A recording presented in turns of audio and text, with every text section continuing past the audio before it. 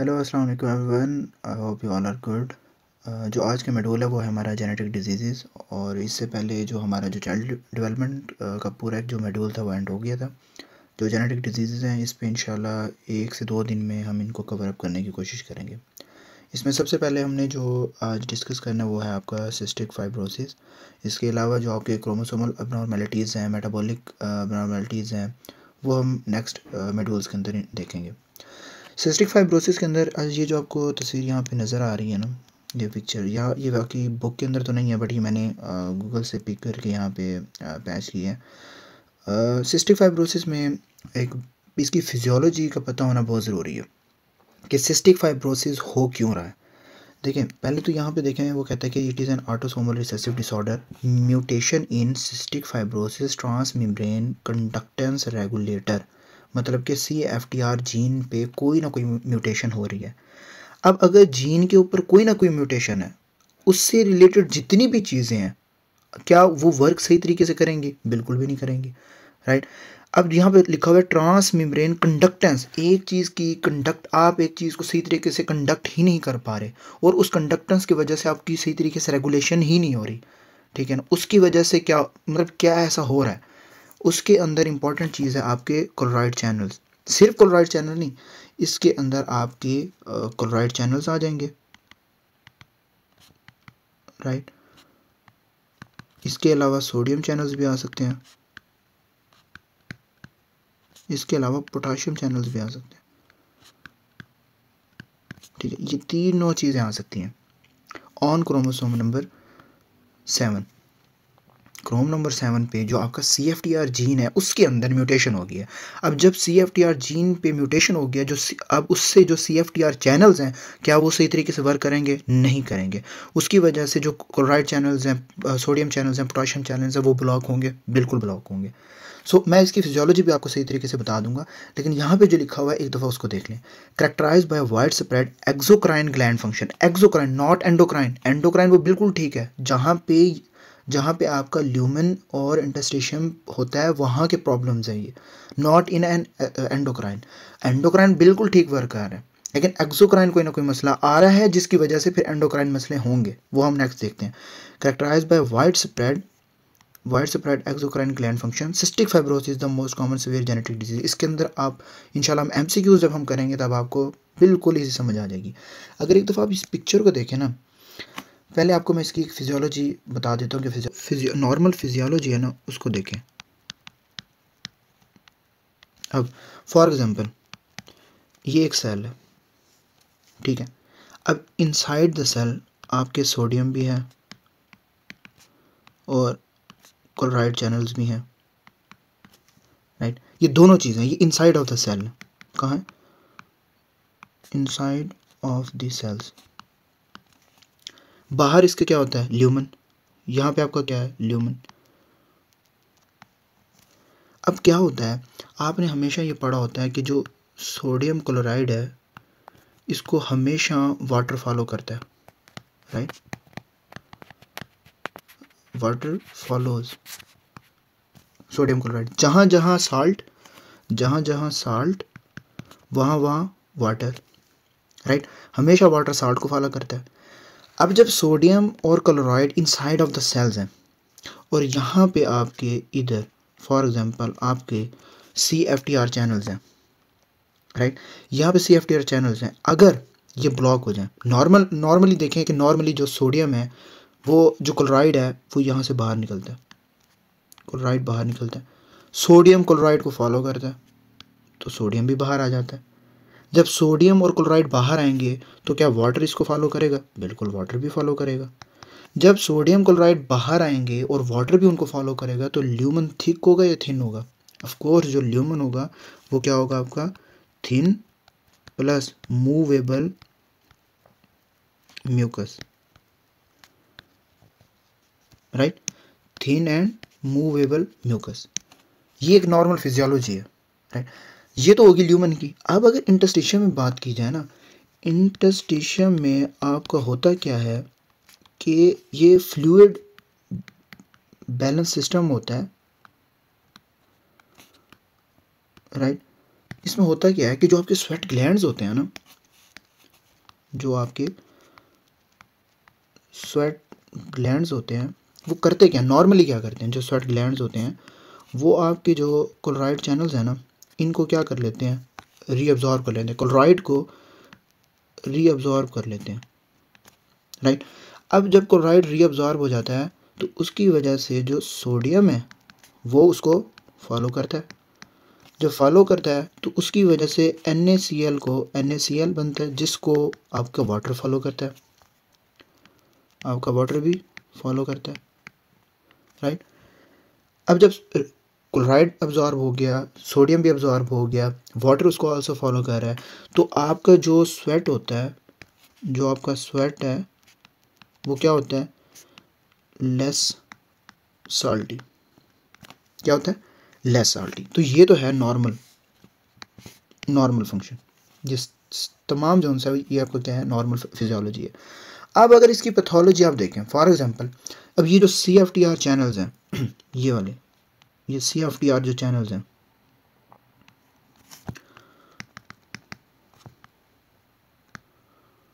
अब ये for example काम करना छोड़ दें, म्यूटेशन हो गया, यहाँ से ये बंद हो गया बिल्कुल, ये ऐसे, राइट, ये ऐसे बंद हो गया। अब मुझे बताएं कि सोडियम बाहर आएगा, नहीं आएगा। जब सोडियम बाहर नहीं आएगा, इनसाइड ऑफ द सेल ही रहेगा, ठीक है, तो जो आपका म्यूकस है ये थिन होगा, नहीं होगा, ये क्या हो जाएगा आपका, थिक। पेरिस्टाल्टिक मूवमेंट होंगी, पेरिस्टाल्टिक मूवमेंट होंगी, नहीं होंगी, जिसकी वजह से आपके जो इम्पोर्टेंट फीचर वो होता है आपका मेकोनियम इलियस। ये इंपॉर्टेंट फीचर है, आप जहाँ भी इस चीज़ को देखेंगे ना, ये मैं आपको MCQ सिनेरियो में आपको बता दूंगा कि किस तरीके से आता है, ठीक है ना।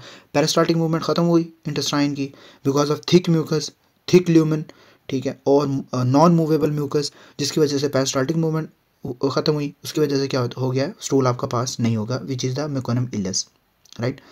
उसकी वजह से एक तो ये हो गया। अब दूसरा अब ये देखें कि जो स्वेट ग्लैंड्स हैं, अगर CFTR चैनल्स ब्लॉक हो जाते हैं और क्लोराइड बाहर नहीं आता तो क्लोराइड रीअब्जॉर्ब होगा, नहीं होगा। क्या सोडियम उसको फॉलो करेगा, नहीं करेगा। उसकी वजह से जो क्लोराइड चैनल्स हैं वो बनेंगे, नहीं बनेंगे। क्या वाटर उसको फॉलो करेगा, बिल्कुल भी नहीं करेगा, वो तो इनसाइड ऑफ द सेल्स हैं, क्योंकि जब यहाँ से आपके जो CFTR चैनल्स हैं वो ब्लॉक हो गए हैं तो क्लोराइड भी अंदर, सोडियम भी अंदर, और आपका जो वाटर है वो भी इसको फॉलो नहीं करेगा। तो बाहर क्या होगा, आपकी जो वाटर जो फॉलो नहीं करेगा तो उसकी वजह से क्या होगा, साल्टी टेस्टी स्किन। क्या होगा, साल्टी टेस्टिंग स्किन। ये इम्पोर्टेंट MCQ सिनेरियो है, साल्टी टेस्टिंग स्किन।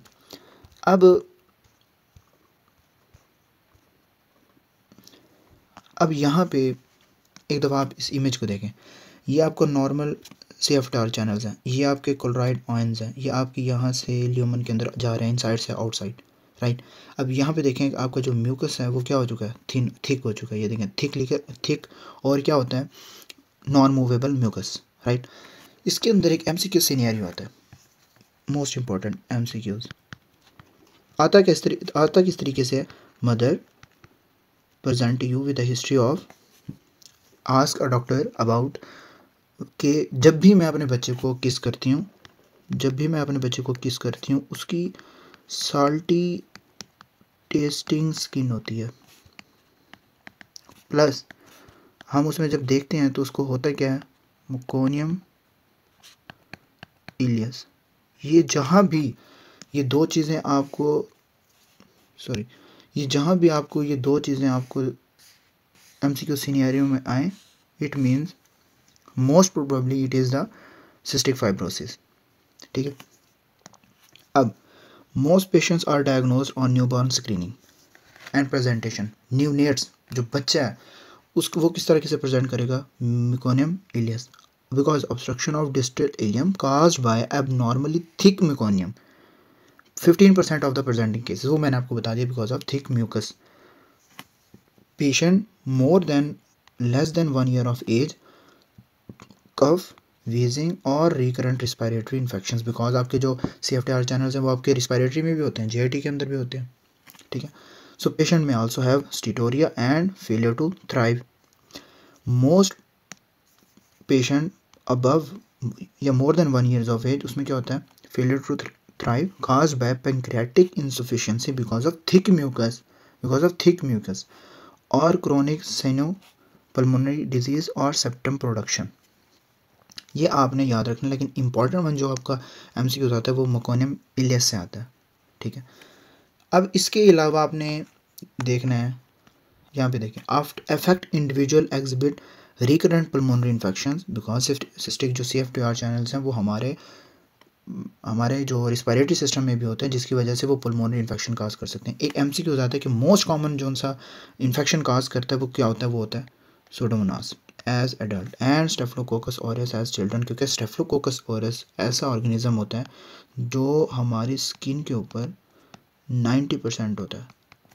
कोई भी हो, ये जो सब पहले होते हैं staphylococcus aureus with subsequent cyanosis, digital clubbing, chronic cough. A patient present to you with a history of chronic cough, digital clubbing and with the streptococcus aureus for example आ सकता है, ठीक है ना। उसमें वो कहा है कि and mother is complaining about salty tasting skin, तो उसमें आपका क्या बनेगा, आपका सिस्टिक फाइब्रोसिस बनेगा। अगर वो सूडोमोनास का कहती है इन एडल्ट्स, ठीक है ना, with cyanosis and digital clubbing, तब भी आपको क्या बनेगा, सिस्टिक फाइब्रोसिस।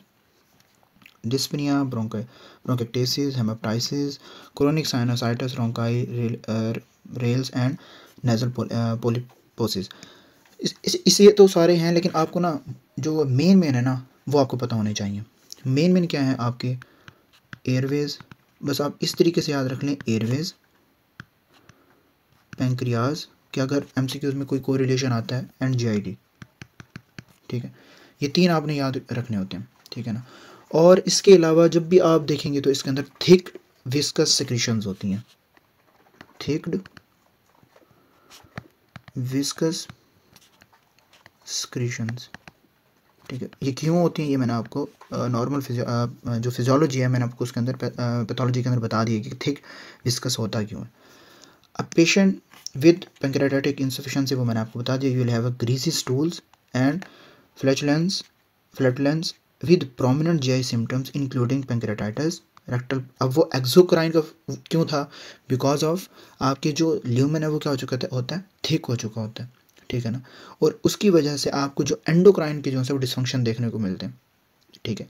और इसकी वजह से आपको क्या हो सकता है, पैंक्रियाटाइटिस। इसी वजह से मैंने आपको ये 3 चीज़ें बताई हैं कि एयरवेज, पैंक्रियाटाइटिस और GID डिसफंक्शन, तो ये आपने चीज़ें देखनी होती हैं। Rectal prolapse, hypoproteinemia, biliary cirrhosis, jaundice, and esophageal varices. Patients who present later in childhood or adulthood are likely to have pancreatic manifestation predominant to have milder pulmonary course. Most commonly child के अंदर जो है वो present basically करते हैं। अगर इसकी basically hallmark की बात की जाए कि जी जब आपके पास बच्चा प्रेजेंट करे तो आपने कौन सी कैसे हॉलमार्क है जिससे आपको अंदाज़ा हो जाए, क्विक सा अंदाज़ा हो जाए कि चलिए यार ये इसका हॉलमार्क है, तो उसके अंदर हॉलमार्क के अंदर आपने सबसे इम्पॉर्टेंट चीज़ याद रखनी है, जो मोस्ट इम्पॉर्टेंट है वो है सोडियम और क्लोराइड। और इसके अंदर जो आपके स्वेट क्लोराइड चैनल्स हैं वो मोर देन होने चाहिए 60, ठीक है ना। और इसके अंदर plus salty tasting skin plus meconium ileus, ये 3 चीज़ें इंपॉर्टेंट है, इनको आपने लाजमी देखना। अब इसके अलावा नीचे एडिशनल सिम्टम, ये देखिए यहाँ पे लिखा हुआ है, इंक्लूड डायबिटीज़ मिलेटस। अच्छा, जितने भी डायबिटीज़ के पेशेंट्स हैं ना उनमें भी आपको सिस्टिक फाइब्रोसिस को आपने लाजमी स्क्रीन करना है, बिकॉज आपके आपने ऊपर पढ़ा है कि पैंक्रियाज आपके डैमेज होते हैं, राइट। पैंक्रियाज जो हैं वो आपके डैमेज होते हैं, जिसकी वजह से जो इंसुलिन की प्रोडक्शन है ना वो आपकी कम हो जाती है बिकॉज ऑफ थिक म्यूकस, ठीक है ना। तो आपने डायबिटीज़ और ये देखेंगे इंपॉर्टेंट वही salty tasting skin, male, infertility, agenesis of vas deferens and hyponatraemia. Patient are at the risk of fat soluble deficiency vitamin A, D, E, लेंदे जाओ, and K. Secondary to malabsorption and may present with the manifestation of these deficiencies, night blindness, rickets, neuropathy and coagulopathy. Because जब आपकी regulation ही नहीं है, आपकी body के अंदर sodium channels की रेगुलेशन नहीं है, आपका ल्यूमन जोन है वो आपका ये ल्यूमन है, अगर ये आपका ल्यूमन है और ये बिल्कुल ठीक हो चुका है ऐसे, ठीक है ना, और ये आपकी मस्कुलर लेयर्स हैं, ठीक है ना, और भी आप खुद बताएं कि बॉडी के अंदर किस तरीके से आपकी हालत होगी कि कोई भी चीज़ ना एंटर हो सकती है, because they are unmovable mucus, वो मूवेबल है ही नहीं, कोई चीज़ उससे मूव करके आगे जा ही नहीं सकती, क्योंकि वो जब एक चीज़ थीन है उसका फ्लो होता है, लेकिन इसके अंदर कोई थीन नहीं है, कोई फ्लो नहीं है, हर चीज़ इमूवेबल है, तो उसके अंदर ऐसी कोई चीज़, इसकी वजह से ही मोस्टली हमें इतनी ज़्यादा बीमारियों का सामना करना पड़ता है, ठीक है। इसके अलावा आपने ये चीज़ें याद रखनी है डायग्नोसिस क्राइटेरिया में, एक चीज़ यहाँ से और एक चीज़ यहाँ से, एक यहाँ से और एक यहाँ से, ये दो क्राइटेरियाज आपके फुल हुए, आपने पहुँच जाना है जी आज ही सिस्टिक फाइब्रोसिस में, ठीक है। अब यहाँ पे देखें diagnosis criteria of CF include at least one of the following, इनमें से कौन कौन से हैं, more than one phenotypic feature of cystic pulmonary हो सकता है, मैंने आपको अभी आपको ऊपर बताया पल्मोनरी, एयरवेज और एयरवेज, पेंक्रियाज और GID, sinusitis, GI nutritional, salt loss syndrome और obstructive azoospermia, history of in siblings and positive newborn screening test, इनमें से आपका एक अगर आपको मिल जाए, फॉर एग्जांपल कोई क्रोनिक साइनोसाइटिस है उसको या पल्मोनरी कोई डिसऑर्डर है या GID का है, कोई एक चीज़ आपने फॉर एग्जांपल आपको यहाँ से मिल गई, प्लस यहाँ से देखें इंक्रीज स्वेट क्लोराइड चैनल जो मैंने आपको हॉलमार्क में बताया, 2 CFTR जीन म्यूटेशन या abnormal nasal potential difference test. अगर मैं आपको एक और चीज़ बताता हूँ कि अगर फॉर एग्जांपल रिमेंबर अगर आपके क्लोराइड चैनल्स नॉर्मल होते हैं, बिल्कुल ठीक होते हैं, तो आपने जो टेस्ट करवाना है वो है आपका nasal transmembrane potential difference, ये आपका इलेक्ट्रोड्स और पॉजिटिव और नेगेटिव के ऊपर डिपेंड करता है, तो उसमें चार्ज चेक करते हैं राइट अराउंड द मेम्ब्रेन्स, तो ये आपने टेस्ट लाजमी करवाना है अगर आपको आपके क्लोराइड चैनल्स नॉर्मल मिलते हैं। अदरवाइज़ इन दो में से एक यहाँ से और एक यहाँ से जो क्राइटेरियाज होते हैं आपने इन दोनों को देखना होता है, इन दोनों में से अगर आपको कोई क्राइटेरिया मिलता है it means it is a patient of cystic fibrosis. लेकिन उससे पहले जो मैंने आपको हॉलमार्क बताया कि स्वेट क्लोराइड 60 से ज़्यादा, जो क्लोराइड कंसनट्रेशन है वो 60 से ज़्यादा, सोडियम और क्लोराइड जो हैं वो आपके हॉलमार्क हैं हाई होने चाहिए, हाई होते हैं। इसके अलावा मकोनियम इलियस अगर उसमें आता है MCQ सिनेरियो में, इसके अलावा आपका जो साल्टी टेस्टिंग स्किन है, ये तो इंपॉर्टेंट फीचर है ना, ठीक है। ट्रीटमेंट में देखें, अच्छा ट्रीटमेंट में जिस की जो एक डिसफंक्शन है पल्मोनरी या GID उसी के साथ हमने ट्रीट करना है। अगर हम एक अलग से यहाँ पे एक ट्रीटमेंट देखते हैं, फॉर एग्जांपल आपको लंग्स का है, पल्मोनरी का है, तो उसमें आप ब्रोंको डायलेटर्स देंगे, डायलेटर्स, इसके अलावा हाइपरटोनिक सलाइन, इसके अलावा एंटीबायोटिक्स वगैरह देंगे बिकॉज बैक्टीरिया आपके अटैक करते हैं, ठीक है ना। ये आपके ये देखिए यहाँ पे लिखा हुआ है एंटीबॉडीज़, कॉर्टिकोस्टेरॉइड्स, ब्रोंकोडायलेटर्स, ये आपने सारे देखने हैं। और सुडोमोनास आपको मैंने बताया मोस्ट कॉमन है, स्ट्रेप्टोकोकस। अच्छा इसके अलावा आप पैंक्रेटाइटिस में क्या है, pancreatic enzyme at meal time as well as supplemental fat soluble vitamin A, क्योंकि इसकी deficiency due to malabsorption. इसके अलावा जो न्यूट्रिशन है, फॉर एग्जांपल जो न्यूट्रिशनल सपोर्ट आपने देनी है उसके अंदर जो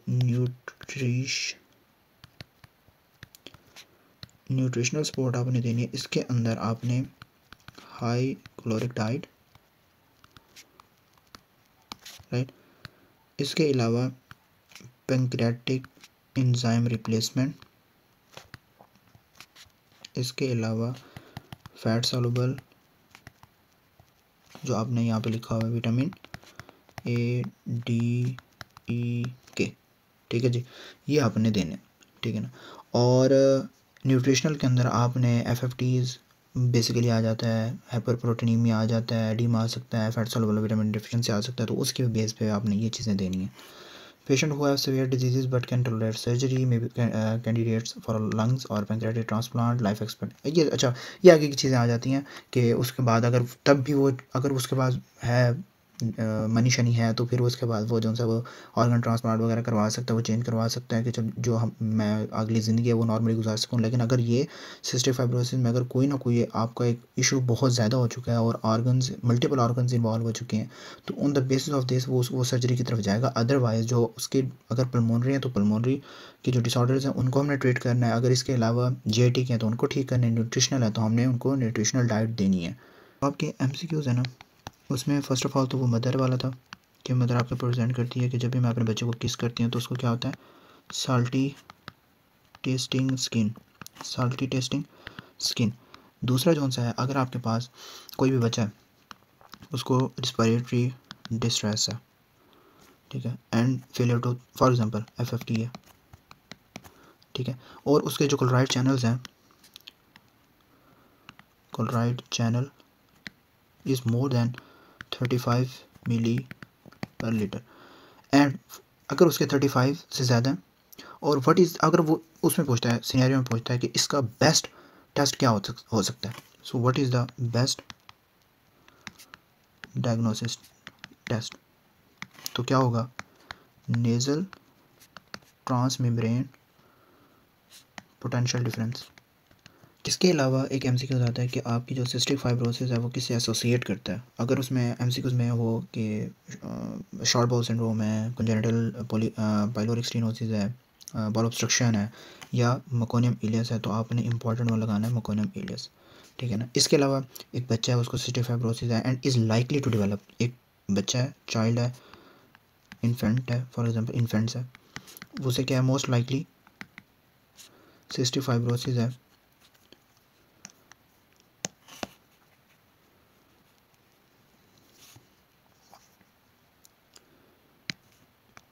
एक MCQ आता है कि एक इन्फेंट है, बच्चा है, उसको क्या है, सिस्टिक फाइब्रोसिस है, एंड मोस्ट लाइकली उसके अंदर क्या डेवलप हो सकता है, लाइकली टू डेवलप, तो मोस्ट कॉमन मैंने अभी आपको ऊपर बताया क्या हो सकता है, लूज मोशन, वॉमिटिंग, कॉन्स्टिपेशन या मेकोनियम इलियस, तो क्या होगा उसका जवाब, मेकोनियम इलियस। इसके अलावा एक और क्वेश्चन आपके पास आता है जिसके अंदर वो कहता है कि एक बच्चा है, उसको वो आपके पास आया OPD में, फॉर एग्जांपल एक चाइल्ड है, वो आपके पास आया OPD में, राइट, और उसको फीवर है 24 आवर्स, उसको क्या है, फीवर है अबाउट 20, मतलब पिछले 24 घंटे से उसको क्या है, फीवर है। अब उसकी जब हिस्ट्री ली है तो उसमें पता चलता है कि उसको चेस्ट इन्फेक्शन है, चेस्ट इन्फेक्शन है, हिस्ट्री के अंदर रिपीटेड 3 टाइम्स उसको क्या है, चेस्ट इन्फेक्शन है, 3x, राइट। अब उसके अंदर एक और वो कहता है कि passage of foul smelling stool, so most probably इसके अंदर डायग्नोज क्या हो सकता है। एग्जांपल में आता है आपके MCQs में आता है क्रिगलर नजार सिंड्रोम, बिलरुबन या कंजुगेशन डिफेक्ट, या कोई यूरिन डिजीज या सिस्टिक फाइब्रोसिस, तो इसका क्या होगा, सिस्टिक फाइब्रोसिस। मोस्टली आंसर तो बिल्कुल ठीक है क्योंकि हम वो टॉपिक पढ़ रहे हैं, लेकिन इंपॉर्टेंट चीज़ समझने की ये है कि जो आपको MCQ सिनेरियो हैं वो किस तरीके से आ सकते हैं। एक और आ सकता है कि मोस्ट कॉमन ऑर्गेनिज्म, मैंने आपको भी बताया मोस्ट कॉमन ऑर्गेनिज्म इसमें कौन सा होता है जो एसोसिएट करता है आपको सिस्टिक फाइब्रोसिस, वो होता है pseudomonas, pseudomonas aeruginosa. So this is it. इस तरीके से आपके MCQ सिनेरियोज आते हैं, ठीक है, आपने इस चीज़ को देख लेना है। नेक्स्ट इंशाल्लाह जेनेटिक डिजीज़ हम तैयार करेंगे, क्रोमोसोम्स की, मेटाबॉलिक की, वो इंशाल्लाह 1-2 दिन में हो जाएगा। तब तक के लिए अपना बहुत सारा ख्याल रखिएगा। अल्लाह हाफिज़।